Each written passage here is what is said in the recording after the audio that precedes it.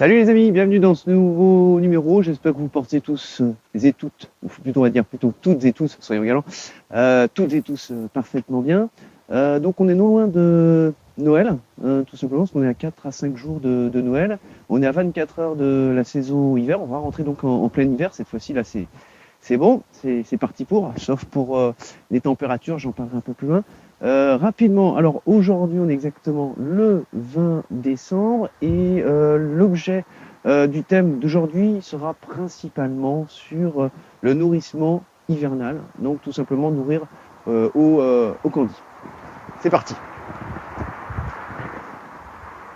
Alors rapidement un petit point sur le contexte actuel. Comme je le précisais, les températures sont plutôt clémentes. Donc c'est pas vraiment top dans le sens où il fait là aujourd'hui il fait 10 degrés. Je sais pas si vous avez vu, si là on le voit là, vous voyez qu'il y a des abeilles qui sortent, qui rentrent. Qu'il fasse 10 degrés comme ça d'un seul coup sur 24-48 heures, c'est bien. Sauf que là c'est régulier. Et ça c'est pas bon. C'est quelque chose que moi j'aime pas personnellement. Enfin, je pense que même vous autres apiculteurs vous ne devez peut-être pas l'apprécier forcément. Tout simplement pourquoi? Parce que la ruche a besoin de se mettre au repos, de se mettre complètement à l'arrêt.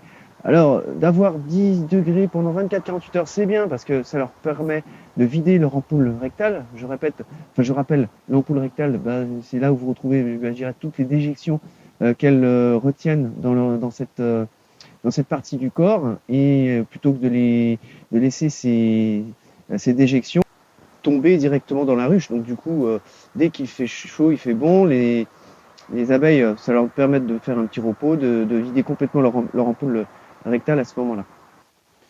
Et quand on se retrouve donc dans des températures un peu trop clémentes, c'est-à-dire comme aujourd'hui, 10, 12 degrés, elles vont sortir d'autant plus. Là, pour le moment, bon, il y a que quelques abeilles qui sortent, mais je serais passé il y a 10 minutes juste avant, vous auriez vu ça. Il y avait un bon paquet d'abeilles qui étaient dehors.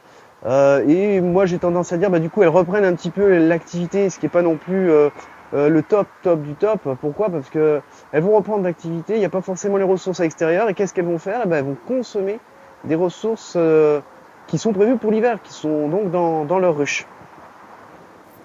Du coup, ce que je suis en train de dire, c'est le raisonnement qu'il faut avoir pour agir derrière. Parce que quelle est l'action derrière? C'est de bien vérifier, je dirais, le poids, mais surtout d'anticiper s'il ne faut pas justement rajouter du stock d'hiver, du nourrissement, ce fameux nourrissement Candice qui fait l'objet du sujet d'aujourd'hui. Et avant d'arriver sur le vif du sujet, vous pouvez constater que par rapport aux épisodes d'avant, j'ai retiré mes muselières. Juste pour rappel, je les ai retirées puis je les ai remises parce que dernièrement, le frelon asiatique s'est intensifié. Moi je m'estime pas vraiment être attaqué. Je pense pas que ça a eu de conséquences derrière pour mes ruches. Par contre, pour d'autres qui ont été pas mal attaqués, ils n'ont pas forcément perdu des ruches. Mais soyez vigilants parce que du coup, les abeilles ont limité leur activité alors qu'elles devaient faire des ressources de stock, enfin faire des stocks de ressources plutôt, on dit plutôt comme ça. Et si du coup ça va faire un manque tôt ou tard pour l'hiver, et à cause du frelon, ça aussi, vous voyez que ça a des conséquences qui sont à prendre en considération et d'agir derrière. Alors comme pour nous apiculteurs, du coup l'activité s'est quand même énormément réduite au niveau du rucher parce que bien entendu on fait de moins en moins d'interventions et même d'ailleurs faut vraiment limiter les interventions au minimum. Et je dirais les deux maîtres mots pour pouvoir je dirais surveiller les deux actions à faire, c'est de surveiller le poids de votre ruche, donc pour pouvoir savoir si vous devez remettre du nourrissement. Et l'autre maître mot, c'est de vérifier aussi le pontage du varroa. Concernant le nourrissement, bien entendu, il faut utiliser exclusivement et uniquement du candy. L'usage d'autres produits tels que le sirop ou je dirais une matière liquide est à prohiber. Si jamais vous tentez de les nourrir au sirop, c'est une possibilité d'obtenir après derrière des diarrhées de la part des abeilles et de les rendre complètement malades. Car les températures ne sont pas du tout favorables. Pour rappel, le sirop, on le met à partir d'une température au-dessus de 15 degrés. Et ça a utilisé essentiellement avant l'entrée en hiver, enfin plutôt en automne du coup, et sinon en sortie d'hiver, plutôt donc au printemps. Alors voici ma fiche de suivi. Et là, du coup, on va revenir sur les 2 points capitaux sur lesquels je viens de revenir, les 2 points principaux. La surveillance du nombre de varrois et également la quantité de ressources. Alors pour ce qui est de la quantité de ressources, vous voyez que je suis monté à 28 kg, je dirais en début octobre. Et ensuite, je vérifie. Là, ça a dû être la dernière fois où j'ai dû mettre du sirop. Non, c'était juste avant. Le 3 octobre, on va dire début octobre, j'ai arrêté de les nourrir. On est arrivé à peu près à 28 kilos. Et ensuite, vous voyez que je relève quasiment une fois par mois. Bon là, c'est un peu resserré. Le poids, justement, c'est la seule chose que j'ai à effectuer pour vérifier si je dois, oui ou non, ajouter du candy pour l'hiver. Et là, ce que je constate, c'est qu'on est passé de 28 à 24, ce qui est énorme. Normalement, une ruche qui hiverne, elle consomme pas plus d'1 kilo par mois. Donc là, oui, quand on voit une descente aussi importante, là, il faut mettre du candy. Autre particularité, le deuxième point, c'est le fameux varroa. Et je l'ai fait à plusieurs reprises. Je l'ai fait une première fois le 29 novembre, j'ai cru que je l'avais fait avant. Et là, j'ai mis varroa supérieur à traiter. Donc je devais avoir plus d'un varroa, une tombée de plus d'un varroa par jour. Sachant qu'également, j'ai mis depuis 3 jours à nouveau, je vais faire un comptage. Et je vais le faire justement aujourd'hui avec vous. Alors ce fameux comptage, justement, j'ai mis depuis 2-3 jours ces tirettes. J'ai bien entendu, je les laisse pas, hein, c'est uniquement pour vérifier la tombée de la chute de varroa. Et là, je vois d'ici, il y en a énormément, il y en a plein. Alors, deuxième chose aussi, quand on voit que sur ces tirettes, bon, ça fait que 3 jours, donc il n'y a pas non plus énormément de choses, vous voyez qu'il y a de l'activité, ça c'est bon signe. C'est que ça bouge, la ruche est toujours en activité, est toujours vivante, et on voit que l'activité est surtout concentrée à gauche et à l'avant. Donc à tous les coups, le couvain doit se retrouver ici. Et là je compte 1, 2, 3, 4, 5, 6, 7. Bon, c'est bon. Là, ça fait 3 jours que j'ai mis, j'en ai plus, j'ai plus d'une dizaine de varrois. C'est même pas la peine que je compte. Je me rapproche un peu plus pour voir si on les voit. Ouais, là je crois que j'en ai un beau ici. Juste pour montrer. Là j'en ai un beau aussi ici. Donc là j'en ai plus d'une dizaine de varrois. Donc là il va falloir traiter à l'acide oxalique. Et le traitement, j'attends plutôt, ça va être dans 2-3 semaines, plutôt fin décembre, début janvier, ce sera l'épisode prochain. Je vais pas en parler je vais pas en parler plus aujourd'hui parce que là je vais plus me cantonner sur, me focaliser sur la partie nourrissement d'hiver. Alors cette fameuse tirette, maintenant je vais pouvoir la nettoyer et je la retire, je ne la remets plus et je vais mettre du coup dans mes fameuses notes que ça a été visité, enfin pas visité mais 20 décembre, je vais mettre varroa, exactement la même chose, donc à traiter. Donc ça confirme vraiment que j'ai besoin de traiter. Auparavant j'ai déjà aperçu qu'il y avait trop de varroa, donc là c'est vraiment confirmé. Pourquoi je montre ça? Parce que je le montre à plusieurs espaces, à plusieurs moments je fais du comptage et moi il m'est arrivé à un moment donné de m'apercevoir non finalement c'est peut-être pas nécessaire ou inversement j'ai une quantité de varroa relativement importante. Pour ça je le fais une fois par mois à peu près, cette vérification de comptage. Et du coup, c'est vrai que là je m'éloigne du sujet d'aujourd'hui, mais juste pour terminer sur ce comptage-là, il y aura des ruches sur lesquelles il faudra traiter, d'autres non. Là où je veux en venir, c'est éviter le systématisme sur ce traitement à l'acide oxalique, d'autant plus qu'il est relativement agressif. Donc cette fois-ci, bon, j'en parlerai plus dans le prochain épisode. Là, je vais me contenter sur la partie nourrissement. Enfin, je voulais dire pas me contenter, me focaliser sur la partie nourrissement. Et alors encore autre chose aussi, quand vous avez des températures clémentes de cette manière-là, ça vous permet également d'observer sans ouvrir la ruche, sans avoir la visiter, qu'il y a de l'activité, qu'il y a des abeilles qui sortent, qui rentrent, donc il y a toujours de la vie, c'est très bon signe. Alors là, je vous montre juste quelques abeilles qui sont mortes par terre. Moi, j'ai l'avantage d'un sol que je peux du coup balayer. Et en fait, juste avant, j'aurais pu vous le montrer, je ne l'ai pas filmé, c'est trop tard. J'ai tout balayé, il y avait une quantité d'abeilles mortes par terre qui était relativement importante et qui sont mortes en cours de novembre, depuis que j'ai arrêté les visites. car je m'aperçois qu'il y a une abeille, trop tard, qui est rentrée et qui a du pollen sur ses pattes. Ça, c'est pas non plus super bon parce que qui dit pollen dit bah peut-être qu'on va se remettre à pondre. Mais c'est surtout pas le bon moment. Bon bref, de toute façon par rapport à ça, on peut rien faire contre la nature. Elles ont décidé, elles font comme elles l'entendent, mais de remettre en route la machine, ça c'est pas bon non plus. Alors là où je voulais en venir, pourquoi de voir des cadavres, pourquoi je parle de ça, mais c'est aussi bon signe qu'il y a des cadavres derrière, c'est normal qu'il y en ait par terre, c'est que bah, elles nettoient leur ruche, c'est signe de bonne hygiène, c'est signe d'activité, c'est bien, quoi, voilà.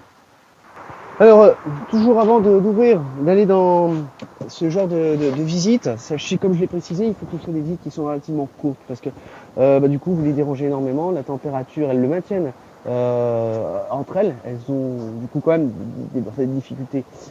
Ça demande de l'énergie. Je ne sais plus si j'en avais déjà évoqué quand elles sont en période hivernale, elles sont en boule, réunies à un endroit de la ruche. Et du coup, toutes les abeilles font des mouvements de l'intérieur vers l'extérieur en remuant leur abdomen, ce qui permet de se réchauffer à l'intérieur, de repartir et de maintenir, je dirais, le couvain dans de bonnes... enfin, le couvain, les abeilles, la colonie, dans de bonnes conditions au niveau de la température. Autre chose concernant la visite, vous en doutez, ou même en dehors de la visite, évitez de secouer, parce que justement elles sont en grappe, là vous risquez un petit peu de les délier. Donc évitez surtout de trop les choquer, de trop les remuer, d'avoir trop de vibrations. Autre point aussi intéressant à faire si jamais vous êtes dans ce cas-là, quand vous avez besoin enfin si vous avez besoin de changer de position une ruche à 1 mètre ou 2 ou à 5 mètres ou 10 mètres, c'est le moment ou jamais. Bien entendu, peut-être pas en ce moment quand il fait 10 degrés parce qu'elles commencent un petit peu à sortir, elles vont pas retrouver leur ruche. Mais si jamais pendant 3, 4, 5 jours, il fait moins de 10 degrés, on va dire en dessous de 5 degrés, comme ça vous serez sûr, à ce moment-là, n'hésitez pas parce que ça va permettre elles se seront désorientées entre temps. Donc du coup, dès que les températures vont remonter, elles ne reviendront pas sur l'ancien site, mais du coup, vous les aurez désorientées, vous aurez obtenu le bon résultat pour pouvoir bouger vos ruches. Et là encore, enfin je pense que vous le savez, mais bon j'insiste quand même sur ça, quand vous bougez, vous les transportez-les avec beaucoup de délicatesse, parce que là, ça les dérange,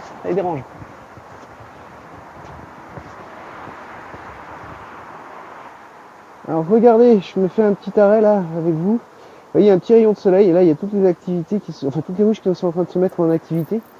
Donc là je suis en train de voir les différentes ruches que j'ai chez moi. Et je constate qu'elles sont toutes en bonne santé. Enfin en bonne santé, elles sont vivantes quoi.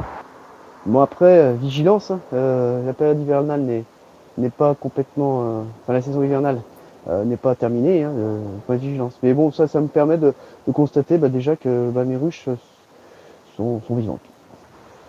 Alors comment se présente le pain de candy, ce fameux nourrissement, cette ressource pour nourrir qui est réservée donc pour l'hiver, c'est une pâte, ce n'est pas liquide. Et à la différence du sirop, le sirop lui il a tendance à être stocké dans les rayons. Ça par contre le candy il va être consommé directement sur place par les abeilles. Donc c'est la raison pour laquelle c'est important de ne pas mettre du sirop parce que comme elles le consomment tout de suite, ça ne va pas leur foutre la dysenterie. Autre chose, il arrive parfois, même très souvent, hein, qu'on retrouve quand même dans certaines alvéoles du candy qui est stocké. Et alors, autre chose, là la différence, celui-ci il a déjà été utilisé l'année passée. Vous voyez, pour conserver, j'ai mis du papier sous cellophane et ça me permet du coup de conserver d'une année sur l'autre. Hein. Là, ça ne pose absolument aucun inconvénient de pouvoir réutiliser ce pain de candy. Là, j'y pense là à chaud. C'est sûr, ne vous amusez pas à récupérer un pain de candy qui a déjà été utilisé par un autre apiculteur et dont vous ne savez pas comment ça a été utilisé. Pourquoi Parce qu'il peut très bien y avoir aussi des maladies qui peuvent être transmises, etc. Surtout que ça ne coûte pas, c'est pas excessivement cher le candy, donc autant sacrifier un pain de candy plutôt que de sacrifier votre colonie, voire même tout le cheptel inutilement. Et regardez, un petit arrêt sur image, elle vient me faire un petit coucou. Et hop. Bon, on va y aller, on va commencer à mettre les pains de candy. Autre particularité, oui je l'ai pas dit, vous pouvez très bien couper ce pain de candy en deux, parce que vous avez besoin de moins nourrir la ruche, ou parce que vous vous retrouvez sur une ruchette. À ce moment-là, vous le coupez, et à ce moment-là, vous le placez directement sur le couvain, sur la colonie. Alors, on va attaquer, on va arriver sur le vif du sujet, depuis le temps que je le précise. Donc là, vous voyez que je suis dans mon nourrisseur, j'ai fait exprès de le laisser, ce nourrisseur. Et dès que je vais enlever le nourrisseur, je vais être directement en contact avec les abeilles. Et du coup, ça va me permettre de mettre directement le pain de candy à même la colonie. Alors je fais exprès de pas ouvrir tout de suite parce qu'il faut faire des visites vraiment extrêmement rapides, une intervention extrêmement rapide. Si la colonie est là, l'avantage c'est que je mettrai directement le pain de candy directement dessus. Est-ce qu'on le voit ou pas la caméra? Ouais, c'est bon. J'étais pas sûr que c'était coupé ou pas. S'il est au centre, bah tant mieux, je le mettrai au centre. Pourquoi je parle de ça? Parce que bon, certains le font, donc chacun fait comme il veut. Moi, c'est comme ce que je faisais auparavant. Le nourrisseur, je l'utilisais pas, mais en fait, moi, je mettais directement mon lève-cadre, mon couvre-cadre directement par-dessus, j'ouvrais et je mettais mon pain de candy. Bien entendu, sans le nourrisseur n'était pas là. Mais en mettant le pain de candy, ça peut fonctionner, mais si jamais votre colonie est là et en plus petite, relativement petite, bah, elle ira pas. Hein. S'il fait froid, elle n'accédera pas au candy. Il y a une peu de probabilité qu'elle y accède. Et là, parfois, il y a des apiculteurs qui se sont trouvés, mais comment ça se fait, ma colonie est morte et pourtant je l'ai nourrie. Bah, tout simplement, la raison, c'est que le candy n'était pas à proximité. Et lorsqu'elle se retrouve en grappe dans un endroit, la colonie restera là, à cet endroit-là. Hein.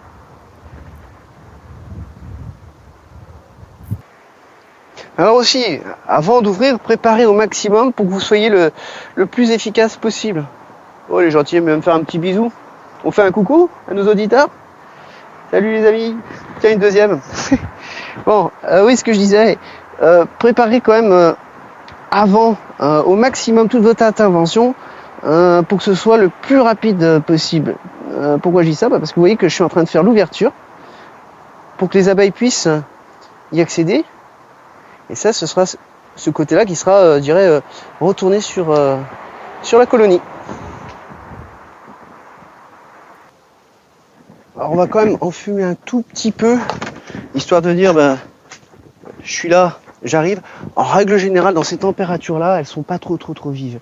L'autre avantage que j'ai, il fait une dizaine de degrés, donc ça va pas être un choc thermique relativement violent. Donc c'est un des avantages, parce qu'il ferait, par exemple, 0 degré mettre du candy, c'est moins top, quoi. Bon, bref. Donc là, vous voyez, elles sont très calmes, très douces. Bah, comme je le disais, hein. En hiver, elles sont toujours en activité, hein, mais activité extrêmement réduite. Donc ce que je vais faire, je vais juste les chasser un peu, si elles veulent bien. Vous voyez que c'est dense, hein. Elles sont très calmes, très douces.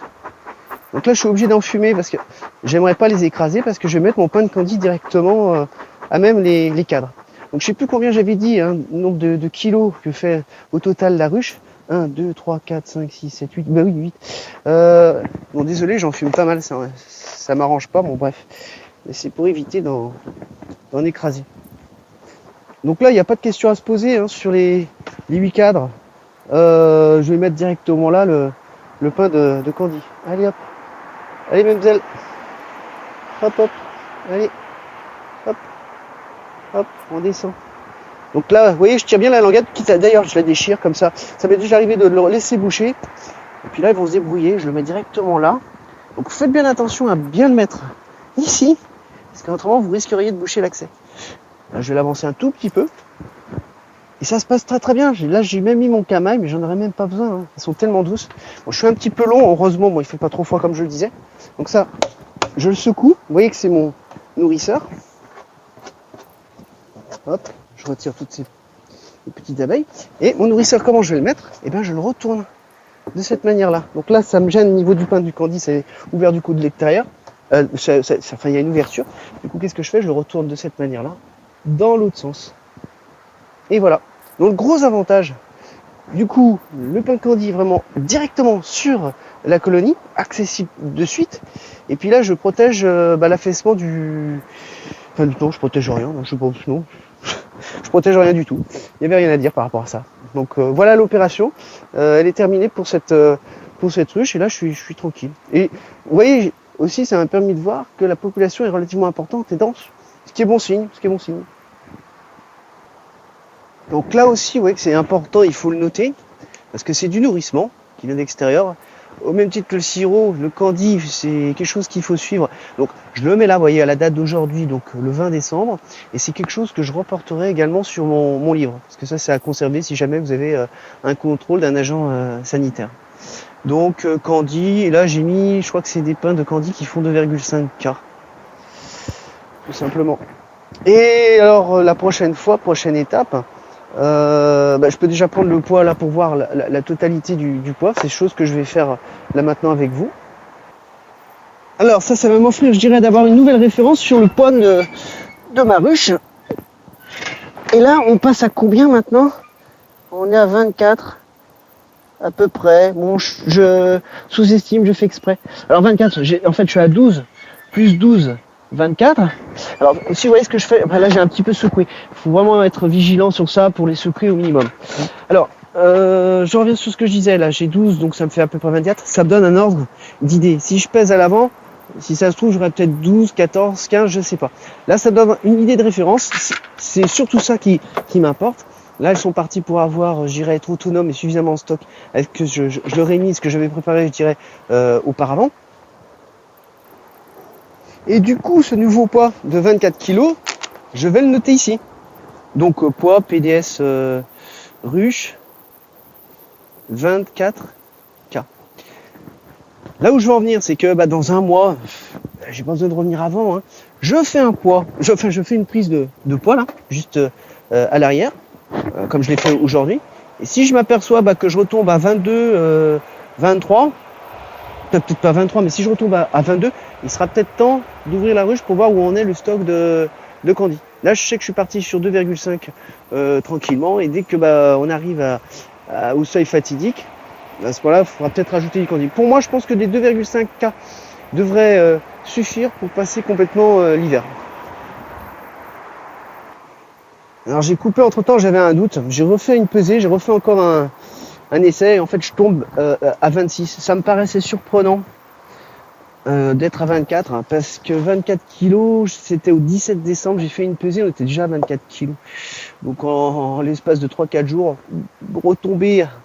Ouais, c'est ça le 17-12. Ouais. Enfin bref, d'être à 24 et de rester à 24, c'est pas normal, là, il y a eu quelque chose de bizarre. Donc là, je suis à 26, c'est ça maintenant ma référence. Là, on a l'impression qu'on est en sortie d'hiver. Hein. Ça sort bien, ça y va, là. Ça y va. Ah tiens, je viens d'en voir une qui vient d'arriver avec du pollen. Ah, donc comme je le précisais juste avant, si je vois de l'entrée de pollen, à tous les coups, il y a une activité qui se remet en route. Et ça, c'est pas forcément bien, parce qu'il va y avoir un coup de froid tôt ou tard. Enfin, je peux pas le savoir, hein, j'ai pas de boule de cristal. Hein. Tiens, voilà, une qui vient de rentrer avec du pollen. Tôt ou tard, il va y avoir un coup de froid, et là, par contre, la ruche va être prise par surprise. Hein. Et c'est à ce moment-là où vous risquez de retrouver des œufs sur votre planchette, sur votre tirette, si vous avez laissé votre tirette. Parce que là, ni une ni deux, les abeilles se remettent en activité ralentie. Alors, autre point de vigilance sur l'activité que vous pouvez avoir sur votre rucher. Moi, c'est pas mon cas, mais je le précise quand même. Si vous avez des branches qui sont aux alentours, plutôt qu'elles tapent sur vos ruches, sur le toit ou sur les côtés, coupez-les. Ça les dérange. Au même titre qu'en dessous, prévoyez quand même une bonne aération. Si vous avez pas mal de végétation, profitez-en pour pouvoir nettoyer aux alentours. Voilà ce qu'il y a en partie à faire parmi toutes les autres activités que vous pouvez apporter à votre rucher. Rien ne vous empêche également de surveiller les hausses qui sont stockées pour voir si vous avez de la phosphène qui arrive ou pas. Et à ce moment-là, faut intervenir vraiment très très très rapidement, hein, ou de ressouffler de temps en temps. Moi, je le fais une fois par mois, je souffre mes hausses. Aussi, vous avez dû le faire certainement, hein, prévoyez de mettre ces fameuses grilles qui permettent quand même de les protéger à minima des intrus. Notamment des souris ou toute autre chose, ou de pillage. Bon, le pillage, je pense que ça reste maintenant très très limité. Le pillage d'une ruche à une autre. Pensez également à nettoyer tout votre matériel, comme j'ai pu le montrer sur d'autres épisodes. que ce soit les corps, que ce soit les hausses, que ce soit également les nourrisseurs si vous ne les utilisez pas. Également les lève-cadres, enfin, tout ce que vous pouvez nettoyer, c'est le bon moyen de remettre au propre tout ça pour avoir une bonne hygiène vis-à-vis de vos abeilles. Alors au sujet de ces pains de candy aussi, chose que je n'ai pas précisé, pensez quand même à les stocker dans des endroits qui soient secs, pas trop chauds, parce que vous voyez que si là, oui, ça fait un petit moment que c'est un peu au soleil, pourtant il fait pas super chaud, ça a tendance un petit peu à fondre. Du coup, on va s'en faire une petite deuxième, mais je ne vais pas vous montrer toutes les interventions que je vais faire. Sachant qu'également, je le répète, ne faites pas du systématisme. Il y aura des ruches où elles n'auront pas forcément besoin. Sauf que cette année, elle est un peu spéciale, un peu spécifique, donc vigilance. Il fait bon. Du coup, elles auront tendance à consommer beaucoup plus. Donc, je répète un peu, je fais exprès. Par ailleurs, sur cette ruche sur laquelle je suis en train d'intervenir, qui est la seconde, là encore, j'ai perdu 4 kilos je pense en 2 mois. Enfin, je vais vérifier, mais j'ai perdu 4 kilos, ce qui est beaucoup. Ouais, sur celle-ci, en fait, j'avais déjà mis un dernier litre et demi de sirop au 8 octobre. Je sais pas si on le voit là avec mon pouce, parce que je suis à contre-jour. Je suis monté à 30 kilos. Et après, au 22 octobre, j'ai fait une pesée 28 kilos. 31 octobre, c'est normal, c'est toujours pareil. Je sais pas pourquoi j'ai fait 3 jours. Enfin, c'est une semaine après, décalage. Toujours à 28. Là, j'ai fait une vérification du comptage de varroa. Où j'ai mis il faut traiter, on tombe à 26 kg, j'en ai profité également pour prendre le poids. Et vous voyez, en 2 mois et demi, on va dire presque 3 mois, j'ai même pas perdu 4 kg, j'ai perdu 6 kg. Enfin la ruche a perdu 6 kg, ce qui est beaucoup. Donc là, faut faire quelque chose. Voilà encore un autre exemple, le candy est nécessaire. Et là, je vois, ça s'arrête pas. Elles ont trouvé un endroit où il y a du pollen. Il y en a là. Bon, du coup, j'en fume un tout petit peu. Ça sert à rien que j'en fume dessous parce que j'ai oublié la tirette, mais j'en fume un tout petit peu. Je retire ma fameuse tirette, justement pour en profiter de voir le nombre de varrois. Donc ça fait 3 jours. Si j'ai, par exemple, plus de 3 varrois, là, il va falloir traiter. Et là, bizarrement, j'en vois uniquement un varrois. Bon, peut-être que je vois pas très bien. Et je vois un varrois. Donc, peut-être qu'il sera probable de ne pas avoir à... Ah si, j'en vois un deuxième. Probable qu'il n'y ait pas à traiter à l'acide oxalique celle-ci. Bon, j'ai pris le temps de les recompter. J'en ai trouvé déjà 5. Je n'en compte pas plus. Mais là, peut-être 6, 7, je sais pas. Ça fait 3 jours que la tirette est là. 5 varrois, c'est trop. Donc, il va falloir traiter également à l'acide oxalique. Passons à l'étape finale. Donc, j'ai un tout petit peu enfumé. Je me répète là, mon pain de candy, il est prêt, il est ouvert. C'est un pain de candy que j'ai déjà utilisé l'année dernière, qui est déjà ouvert ici. Bon, il fait 10 degrés comme je le disais tout à l'heure, donc c'est pas un choc thermique, mais on fait comme si j'étais dans les conditions, et puis même on les dérange quand même. Mais on fait comme si c'était des conditions où la température sont basses, et donc faut pas traîner. Hop, avec le minimum de choc possible. Donc là encore, vous voyez que elles sont relativement nombreuses. D'ailleurs, je m'aperçois que je suis sur 10 cadres. Ouais, je suis sur 10 cadres. Donc là, je vais les faire descendre. Et vous voyez que le centre, pour moi, ça va être ici où je vais poser mon pain de candy. Et là, elles sont extrêmement douces. Douces. Ça vole pas. Et ça, c'est agréable. Allez, on descend. On descend. Ce qui est pas cool pour elles, c'est que je les ai en fume, les pauvres. Bon, c'est un mal pour un bien. Hein. Donc ce sera notre dernière opération que je ferai avec vous. Après, je continuerai, je poursuivrai tout seul. Ça sert à rien que je vous remontre tout. Ça fera répétition. Donc allez, mesdemoiselles. Hop. On descend. Tac, tac. Allez. Hop. Hop. Hop. Hop. Hop. Hop. Hop. Donc là, je rate un petit peu. Oh. C'est peut-être pas nécessaire de nettoyer. Là, je suis en train de faire une connerie. Enfin, une bêtise, excusez-moi. Parce que là, je vais commencer à secouer les choses et ça va peut-être pas trop leur plaire et les déranger un peu. Vous voyez, là, mon candy qui est bien ouvert. Là, je peux le poser comme ça. J'essaie de faire attention de ne pas écraser les abeilles. On le voit pas, je les pousse. Tac. Qu'on croit pas que je sois un tueur d'abeilles. Voilà, je le pose comme ça. Ça devrait être pas mal, là. Vous avez vu avec moi, hein, elles étaient regroupées à peu près par ici. Donc ce serait une erreur, vous voyez, de mettre le pain de candy par exemple ici. Et j'ai plus qu'à retourner mon couvre-cadre, que voici, que voilà. Donc elle, on va les pousser. Tac. Mon opération est terminée. Je reprends le poids, ce sera ma référence. Donc bien entendu, ça va être un poids où on aura à peu près 2 kg de plus, parce que vous voyez qu'il a été clignoté, donc il va y avoir 2 kg de plus. Et dans un mois, je vérifie, si je vois que ça a baissé encore 2 kg, il faudra peut-être rajouter du pain de candé. Voilà, tout simplement, l'avantage d'avoir cette pesée, cette référence de poids, je l'ai énormément parlé. Moi, je pense que maintenant, c'est clair, j'ai partagé vraiment ce que je voulais partager avec vous sur cette manière de faire pour pouvoir intervenir au bon moment sans avoir forcément à ouvrir la ruche. Chers amis, donc avec ce magnifique temps qu'on a, ce superbe rayon de soleil, vous voyez d'ailleurs avec toutes ces petites abeilles qui ressortent, l'épisode va arriver à sa fin. En tout cas, c'est au plaisir de pouvoir échanger avec vous, avec tous les commentaires que vous me laissez de temps en temps, ou les questions que vous me posez. Ou même parfois, j'ai déjà vu des idées que vous partagez qui sont excellentes, qui sont très très bonnes. Et du coup, n'hésitez pas, on échange tous ensemble. Là, je suis en train de voir mes notes par rapport à ce que j'ai pu vous transmettre. Oui, aussi, c'est le moment ou jamais de bien préparer l'année suivante, l'année qui arrive. Tout dépend de ce que vous voulez faire, de vous fixer vos objectifs. Si par exemple vous êtes à 3 ruches et que vous voulez monter à 6 ruches, c'est maintenant qu'il faut faire votre liste de courses. C'est maintenant qu'il faut commencer à préparer vos commandes et même faire les réservations de rennes, d'essaims, etc. Donc c'était aussi ce dernier message que je voulais vous transmettre. Surtout que quand on va arriver en période printanière, si vous commencez à commander vos rennes ou un essaim, c'est pas forcé que vous l'ayez dans la semaine qui arrive, quoi. Donc c'est pour ça qu'il faut quand même s'y prendre à l'avance. C'est également quand vous avez besoin d'augmenter votre cheptel. Bon, je vais pas revenir sur toute la liste de courses que vous avez à faire. Ça, c'est à voir en fonction de ce que vous voulez faire. C'est, admettons que vous avez rajouté une seule ruche. Si vous l'avez pas, il va falloir acheter un corps, il va falloir acheter des cadres, il va falloir acheter de la cire. Il va falloir aussi acheter de la cire pour remplacer les cires que vous avez retirées. Donc ça aussi, ça fait pas partie vraiment des objectifs, mais de la liste de courses à prévoir. Mais si vous avez une ruche en plus, il va falloir aussi prévoir des cadres, des hausses supplémentaires et des cadres qui vont avec ces hausses, etc., etc., etc.